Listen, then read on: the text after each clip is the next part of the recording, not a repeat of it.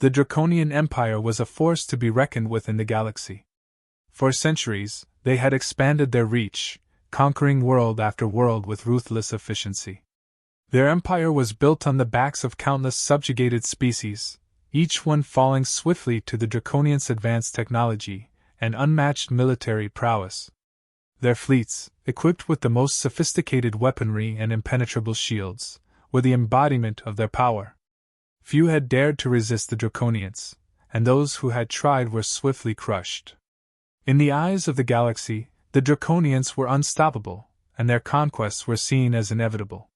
When the Draconians discovered Earth, they saw it as just another stepping stone in their path to galactic dominance. The planet's location made it a strategically valuable asset, and early reports from their scouts confirmed that it was inhabited by a species known as humans. However, the Draconians paid little attention to the warnings that Earth had been classified by other species as a Deathworld. They had encountered planets with harsh environments before, and had always emerged victorious. The notion that Earth could pose any real threat to them was laughable. The Draconians were aware of Earth's extreme environments, its raging storms, volatile tectonics, and dangerous native species, but these were seen as minor inconveniences at best. The Draconians were confident that their technology would easily overcome any natural obstacles. They had faced similar challenges on other worlds, and their experience had always prevailed. The reports of human resilience and adaptability were dismissed as exaggerations, the product of fear from lesser species. To the Draconians, humans were nothing more than primitive creatures who had somehow managed to survive on a hostile world. They were not seen as a legitimate threat, merely another species to be conquered. The decision to invade Earth was made quickly. The Draconians mobilized one of their most powerful fleets, equipped with the latest advancements in their technology. Their ships were armed with weapons capable of reducing entire cities to rubble in seconds, and their shields were designed to withstand the most intense attacks. The Draconians saw this as a routine operation, another easy victory to add to their long list of conquests. They did not anticipate any significant resistance, and the fleet's commanders spoke of the invasion with casual confidence, certain that it would be over before the humans even realized what was happening. As the fleet prepared to depart, the Draconian leadership viewed Earth with a sense of disdain. They saw it as a backwater planet, inhabited by a species that had somehow managed to survive on a world that was trying to kill them at every turn. The Draconians believed that humanity's very existence on such a planet was proof of their inferiority. After all, no truly advanced species would choose to live on a death world, when there were far more hospitable planets to colonize. The Draconians were eager to show the humans what true power looked like, to demonstrate the might of the Draconian Empire in all its glory. The fleet's departure was met with little fanfare within the Empire. Conquering Earth was seen as a foregone conclusion, a task that required minimal effort and would yield significant rewards. The Draconians believed that they would subjugate the humans with ease, just as they had done with countless other species. Their arrogance was palpable, as they viewed the invasion as a mere formality, a necessary step in their ongoing expansion. As the Draconian fleet approached Earth, the commanders began to prepare for the invasion. They analyzed the planet's defenses, which appeared primitive compared to the advanced technology at their disposal. The humans had some level of military capability, but it was nothing that the Draconians hadn't encountered before. The fleet's commanders were confident that their superior firepower and advanced tactics would quickly overwhelm any resistance the humans could muster. They were ready to strike, and they fully expected the humans to capitulate once they witnessed the power of the Draconian Empire. However, what the Draconians failed to understand was that Earth was unlike any other planet they had encountered.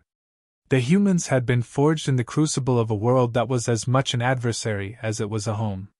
They had adapted to survive in conditions that would have broken other species, and they had developed a resilience and resourcefulness that the Draconians could not fathom. The Draconians were about to learn that Earth was not just a death world, in name, but a planet that had shaped its inhabitants into something far more dangerous than the Draconians had ever anticipated. The Draconian fleet initiated its invasion of Earth with the precision and confidence that had characterized all of their previous conquests. As their ships descended through Earth's atmosphere, They unleashed their firepower on key targets, major cities, military installations, and communication hubs. The initial assault was devastating, with towering infernos and massive explosions marking the spots where the Draconian weaponry made contact. The Draconians expected the humans to crumble under the sheer might of their onslaught, surrendering quickly as so many others had before them. However, the humans did not respond as expected. Instead of panic and chaos, the Draconians were met with a well-coordinated and surprisingly effective defense. The humans had anticipated the Draconian strategy, and rather than confronting the invaders head-on, they employed a series of unconventional tactics that threw the Draconians off balance. Earth's harsh environments became a weapon in the hands of the defenders. Dense forests, sprawling deserts, and treacherous mountain ranges were used to launch ambushes, where human forces struck swiftly and then disappeared into the terrain, leaving the Draconians with little to retaliate against. The humans' use of guerrilla warfare was something the Draconians had not anticipated. Used to fighting in open battles where their superior technology and firepower could overwhelm their enemies, the Draconians found themselves at a loss when faced with an enemy that refused to fight on their terms. Human forces employed hit-and-run tactics, targeting vulnerable parts of the Draconian fleet with precision strikes and then retreating before the Draconians could mount a counterattack. The humans utilized everything at their disposal, from the cover of night to the natural hazards of their planet, turning Earth itself into a fortress that the Draconians struggled to penetrate. As the battle continued, the Draconians began to encounter the first signs of trouble. Their ships, designed for large-scale engagements in open space, were not built for the kind of close-quarters combat and environmental challenges they were now facing. Malfunctions began to plague the fleet. Communication systems were disrupted by Earth's electromagnetic storms, navigation instruments faltered in the planet's dense atmosphere, and engines overheated as they were pushed beyond their limits in the chaotic conditions. These were problems the Draconians had not foreseen, and they quickly realized that their advanced technology was not as infallible as they had believed. The humans, in contrast, seemed to thrive in the chaos. Their ability to adapt to the Draconian assault was nothing short of remarkable. Where the Draconians relied on rigid strategies and overwhelming force, the humans were fluid, adjusting their tactics in real time to exploit any weakness they found. The Draconian commanders, who had expected a straightforward campaign, found themselves constantly reacting to the humans' unpredictable maneuvers. Every time they believed they had the upper hand, the humans would strike from an unexpected angle, inflicting damage that seemed disproportionate to their numbers and resources. The losses began to mount for the Draconians. Ships that had been untouchable in previous battles were now being taken out by what should have been inferior technology. Human forces utilized sabotage and deception to great effect, luring Draconian ships into traps where they were ambushed and destroyed with terrifying efficiency. The Draconians, who had entered the battle with supreme confidence, were now facing the grim reality that they were up against a foe who was not only resilient but also disturbingly effective at turning the tables. The growing confusion among the Draconian commanders was palpable. They had been certain of their victory, yet here they were, struggling against a species they had dismissed as primitive. The humans' ability to resist, to counter their every move, defied the Draconians' understanding of warfare. It was as if the humans were fighting a different kind of war, one that the Draconians were not prepared for. The advanced technology that had always given them an edge was proving to be less effective against an enemy that refused to engage on their terms. As the battle dragged on, a sense of unease began to spread throughout the Draconian fleet. The commanders, who had once been so sure of their superiority, now found themselves questioning every decision. The humans were proving to be far more resourceful and dangerous than anyone had anticipated. The initial overconfidence that had fueled the invasion was eroding, replaced by the creeping realization that the Draconians had underestimated their enemy in a way that could prove disastrous. The Draconians had come to Earth expecting a quick and decisive victory. Instead, they were facing a drawn-out conflict against an adversary who was not only surviving but actively challenging them at every turn. The humans, having weathered the initial onslaught of the Draconian invasion, began to execute a counteroffensive that would turn the tide of the battle. What the Draconians had perceived as a chaotic and disorganized resistance was, in reality, a carefully orchestrated strategy designed to exploit the very weaknesses of their seemingly superior enemy. The humans knew their planet intimately, its landscapes, its weather patterns, its hidden dangers, and they used this knowledge to full effect. As the Draconians struggled to adapt to the unpredictable tactics of the humans, the counteroffensive took shape with surgical precision. Human forces, operating in small, highly mobile units, struck at the Draconians where they were most vulnerable. They targeted supply lines, disrupted communications, and ambushed isolated ships that had been lured into precarious positions. The humans employed hit-and-run tactics, leveraging the dense forests, rugged mountains, and sprawling urban environments to launch attacks and then vanish before the Draconians could mount a proper response. The Draconians, accustomed to overwhelming their enemies with brute force, found themselves outmaneuvered at every turn. The humans exploited the terrain to create choke points and kill zones, where Draconian ships were funneled into traps from which there was no escape. The humans' ability to blend into their surroundings and strike from unexpected angles left the Draconians disoriented and increasingly desperate. What they had initially dismissed as primitive tactics were proving devastatingly effective. Sabotage became a key element of the human strategy. Human operatives, moving under the cover of darkness and using the planet's natural electromagnetic interference to mask their movements, infiltrated Draconian positions and ships. They planted explosives in critical systems, hacked into communication networks, and fed false information to the Draconian commanders. The effects were immediate and catastrophic. Draconian ships began to experience catastrophic failures at crucial moments, engines shutting down in mid-battle, shields collapsing unexpectedly, and weapons systems malfunctioning just as they were needed most. The Draconians, now fully aware that they had underestimated the humans, tried to regroup and adapt.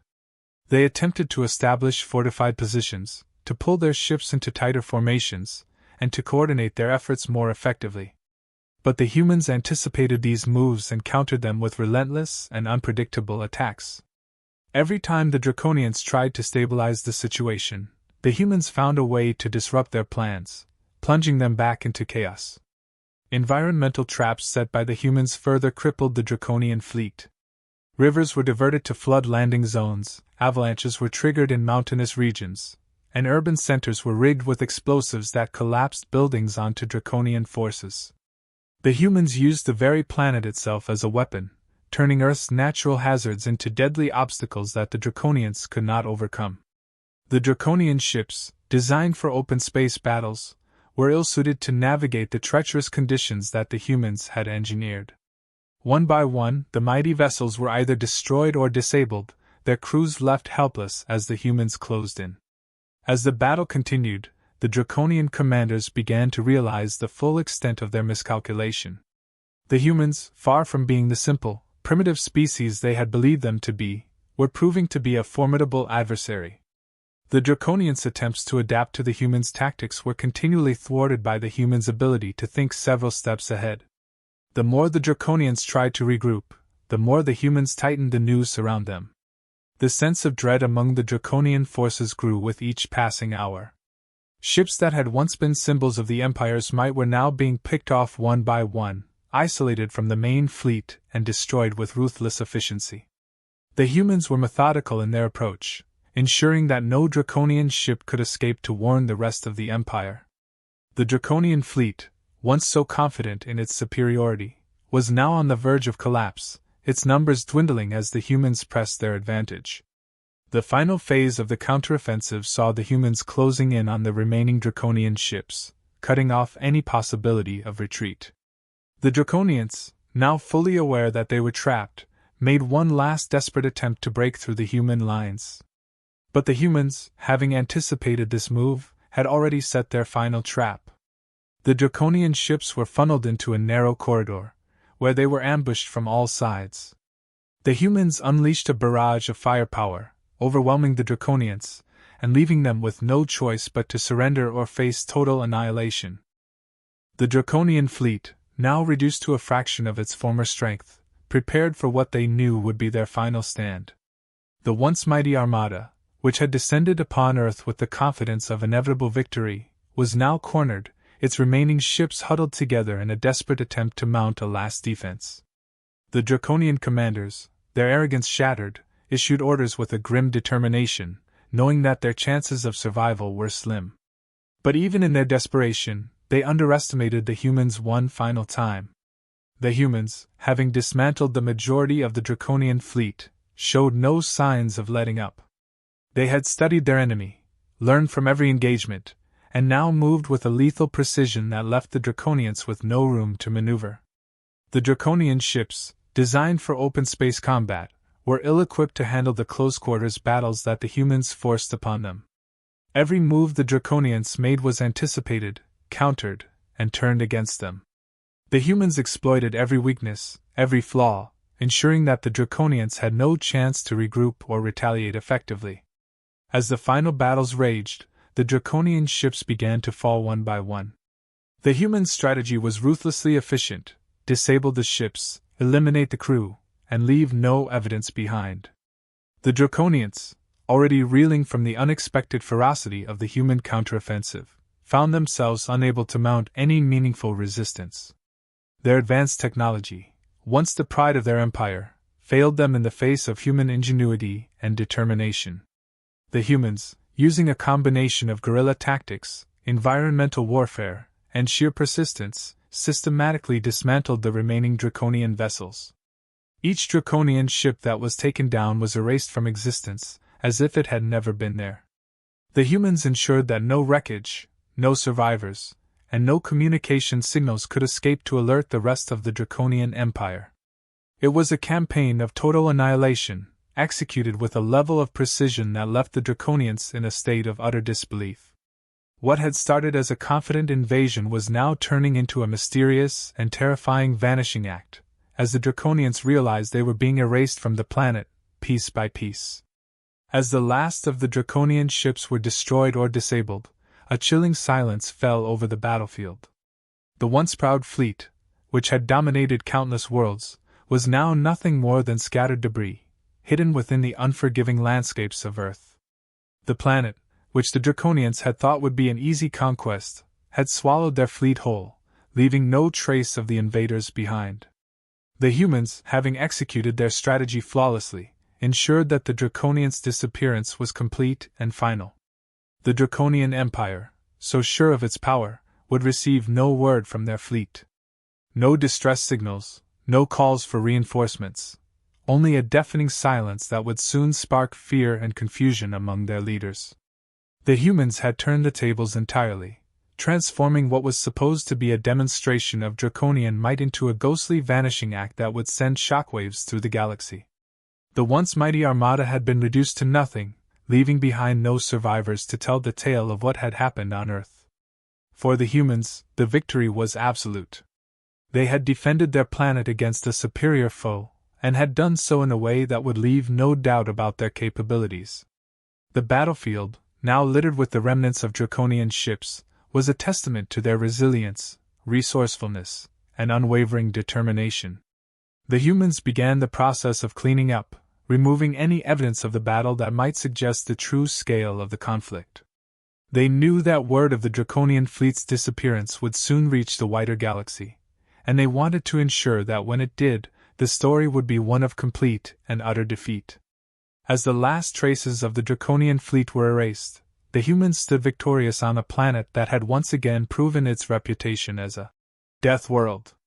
The Draconians, who had arrived with such arrogance, had been humbled in the most definitive way possible. Earth had not only defended itself, it had made an example of those who dared to challenge it. The humans knew that their victory would not go unnoticed, that the galaxy would soon learn of what had happened, and that Earth would now be seen in a new light. But for now, the humans took a moment to reflect on their triumph. They had faced an enemy that believed itself to be invincible, and they had shown that even the mightiest fleets could disappear when faced with the right combination of strategy, determination, and a planet that was as much a weapon as it was a home. The Draconian fleet was gone, vanished without a trace, and Earth remained as it always had been, a world where only the strongest survived. The Draconian Empire, accustomed to swift victories and absolute dominance, was thrown into chaos when no word came from their fleet. Days turned into weeks, and the silence became deafening. The Draconians, who had expected to celebrate the conquest of Earth, were instead faced with an inexplicable void. The fleet, one of their most powerful and advanced, had simply vanished without a trace. This was an unprecedented event, and the shockwaves it sent through the Empire were profound. The Draconian leadership, once so confident in their superiority, was now gripped by fear and uncertainty. How could an entire fleet disappear? What kind of enemy had they underestimated? Within the Draconian ranks, the disappearance of the fleet led to a deep and pervasive sense of dread. The Empire, which had always prided itself on its invincibility, was now confronted with the terrifying reality that they might not be as untouchable as they had believed.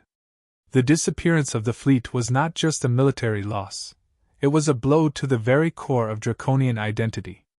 The notion that a Deathworld, like Earth, could utterly annihilate one of their finest fleets without leaving a single survivor was both humiliating and terrifying. The Draconians, who had viewed humans as nothing more than primitive creatures, were now forced to reconsider everything they thought they knew. The repercussions of the fleet's disappearance extended far beyond the Draconian Empire. Word of the event spread quickly through the galaxy, and other species took notice. Earth, once considered a backwater planet of little significance, was now viewed with a mixture of fear and respect. The Draconians' defeat at the hands of the humans sent a clear message: Earth was not a world to be trifled with. The planet's reputation as a death world was no longer just a label, it was a reality that the galaxy could no longer ignore. Species that had previously dismissed humanity as irrelevant now began to reevaluate their perceptions. Earth's inhabitants, who had not only defended their home but had done so with such effectiveness that a Draconian fleet had been completely erased, were clearly a force to be reckoned with. The humans had demonstrated a level of ingenuity, resilience, and tactical brilliance that few had expected. The galaxy, which had long been dominated by empires like the Draconians, was beginning to realize that a new power was emerging, one that was unpredictable, resourceful, and dangerous. For the humans, the victory over the Draconian fleet was a moment of both triumph and introspection. They had defended their planet against a formidable enemy, and had done so in a way that ensured the Draconians would not soon forget the lesson they had learned. But the humans also understood that this victory had come at a cost. In defending their home, they had revealed their capabilities to the galaxy, and in doing so, they had attracted the attention of powerful and potentially hostile forces. The humans knew that their victory would not go unchallenged, and they began to prepare for the possibility of future confrontations. The humans reflected on the lessons of the battle, understanding that while they had successfully defended Earth, they had also signaled to the galaxy that they were a force to be reckoned with. The victory had elevated Earth from a minor player to a significant power in the cosmic order, but it had also painted a target on their backs. The humans, now aware of the attention they had garnered, began to strengthen their defenses, develop new technologies, and prepare for the challenges that were sure to come. They knew that the galaxy was watching, and that other empires would soon test their resolve. As the galaxy came to terms with the Draconians' defeat, a sense of foreboding and anticipation settled over the cosmos. The balance of power had shifted, and humanity had emerged as a new and unpredictable force.